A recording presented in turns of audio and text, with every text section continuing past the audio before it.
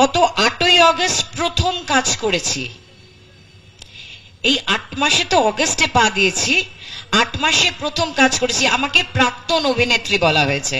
একদম ঠিক বলেছেন টিএমসির লোকজন। পুলিশ দাদা শুনছেন, সেটাও শুনে নিন।